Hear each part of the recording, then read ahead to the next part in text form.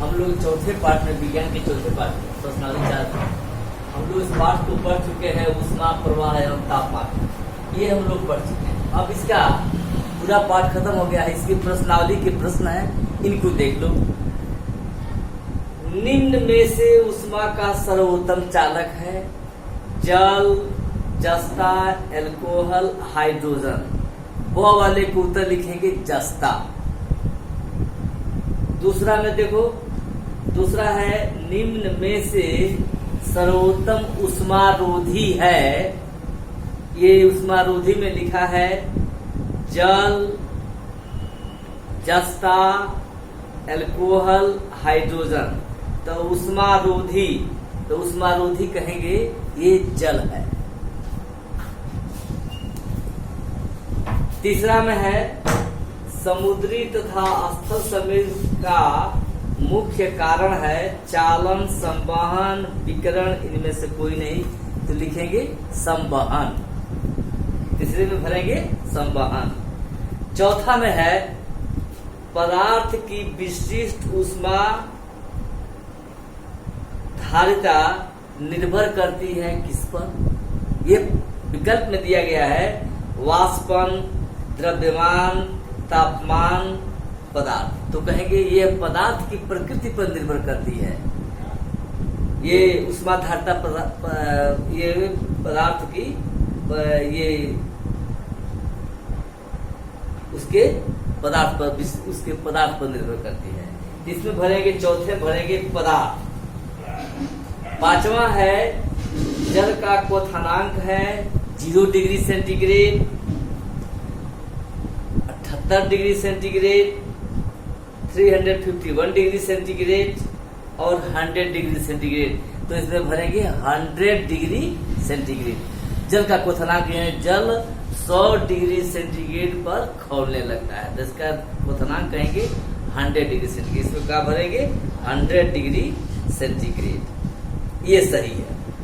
छठवां में है पदार्थ में ऊष्मा का प्रवाह कितने प्रकार से होता है? 1 प्रकार, 2 प्रकार, 3 प्रकार, ऐसे लिखा है, या 4 प्रकार, इनमें से कोई नहीं। तो कहेंगे कि ऊष्मा का प्रवाह कितने विधि से होता है? तो कहेंगे 3 विधि से होता है। कौन कौन सी होती है? कौन कौन नहीं लिखेंगे, केवल हम बताते रहे। चालन, संवहन, विकिरण, कंडक्शन, कन्वेक्शन, रेडिएशन। तो केवल भर देंगे हम किसमें से, इसमें से ये जो 3 जो विधि दिया है ना, ये और ब वाला सही है 3 विधि से। और अंतिम है 7वां, चालन एवं संवहन में ऊष्मा का प्रवाह किसके द्वारा होता है? तो चालन और संवहन में ऊष्मा का प्रवाह इसमें कई तरह से दिया गया है। ये दिया गया है कि माध्यम के कण, दूसरा दिया है विकिरण, तीसरा दिया है चालन, इनमें से, और अंतिम दिया इनमें से कोई नहीं। तो कहेंगे ऊष्मा का चालन और संवहन माध्यम के द्वारा होता है, और रेडिएशन में, विकिरण में ऊष्मा के लिए माध्यम की कोई असर नहीं। तो इसमें भरेंगे क्या? माध्यम के कण द्वारा होता है। बस ये 700 प्रश्न हो गए। अब ख है रिक्त स्थानों की पूर्ति कीजिए, रिक्त स्थानों को भरना है। ऊष्मा डैश डैश का एक रूप है, तो इसमें भरेंगे ऊर्जा। ख वाले में जो डैश डैश में है भरेंगे ऊर्जा, ऊर्जा का एक। ऊष्मा क्षमता की इकाई है। देखो पहला ख वाले का ये पहला हो गया। दूसरा में भरोगे ऊष्मा क्षमता की इकाई है कैलोरी, कैलोरी प्रति डिग्री सेंटीग्रेड। दूसरा, तीसरा में क्या भरोगे? तीसरा में दिया है कि थर्मामीटर में प्रयोग होने वाला सामान्य द्रव है क्या? तो कहोगे पारा, मरकरी कहते हैं अंग्रेजी में, और सिंबल में Hg।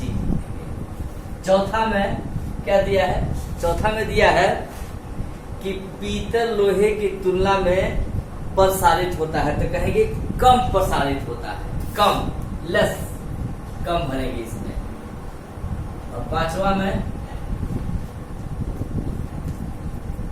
मंद काली सतह डैश डैश है विकिरण और डैश डैश डैश है जो ऊष्मा को अवशोषित करता है, तो पहले जगह पर भर देंगे अवशोषित विकिरण और दूसरी जगह भरेंगे उत्सर्जक।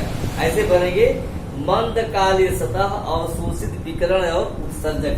अवशोषित विकिरण पहले भरेंगे अवशोषित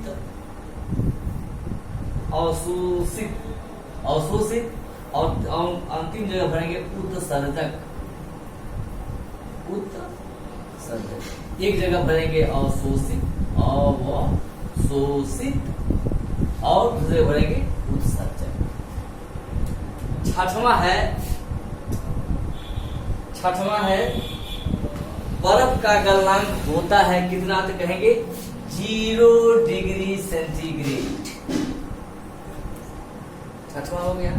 सातवां है तत्व पर ठंडा होता है, तो कहेंगे विभिन्न तापों पर, तत्व विभिन्न तापों पर, विभिन्न डिफरेंट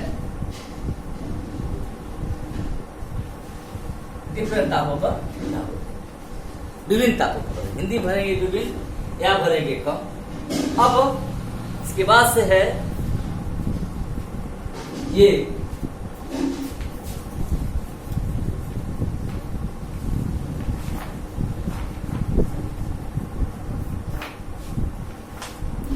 है सत्य और सत्य कथन बताना है। ताप बढ़ने पर द्रव में एक समान प्रसार होता है। असत्य असत्य बनेंगे ऊष्माधारता एवं विशिष्ट ऊष्माधारता समान होता है, कहेंगे असत्य। लिखो असत्य असत्य दोनों जगह हो गया। फिर तीसरे जगह है कि ताप बढ़ने पर अणुओं के मध्य आकर्षण बल बढ़ता है, बढ़ता नहीं है घटता है। ताप बढ़ने पर अणुओं के बीच में जो आकर्षण बल होता है वह कम होता है, इसलिए कहेंगे यह भी असत्य। और विकिरण द्वारा ऊष्मा प्रवाह के लिए माध्यम आवश्यक है, नहीं, यह भी असत्य है, यह भी गलत है। विकिरण के लिए माध्यम की आवश्यकता नहीं होती। फिर है इसके बाद से है सभी ठंडे पदार्थ ऊष्मा विकिरण करते हैं, असत्य। देख लो यहाँ तक सत्य असत्य बताए हैं। पांचवा में है जल ऊष्मा का एक कुचालक है, ये सही है। छठवां में कहेंगे जल ऊष्मा का एक कुचालक है, सही है। सातवां में है ठोसों में ऊष्मा प्रवाह चालन द्वारा होता है, ये भी सही है, सत्य है। और थर्मस फ्लास्क का आविष्कार सर जेम्स दीवार ने किया था, ये सही है।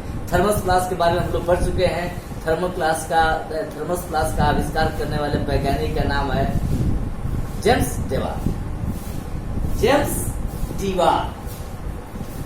दीवार नामक वैज्ञानिक ने थर्मस फ्लास्क का आविष्कार किया था।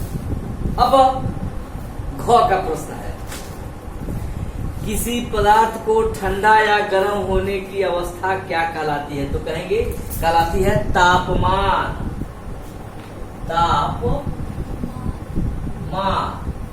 पहले जगह कहेंगे तापमान, दूसरे में कहेंगे ये ऊष्मा की बड़ी इकाई है किलो कैलोरी।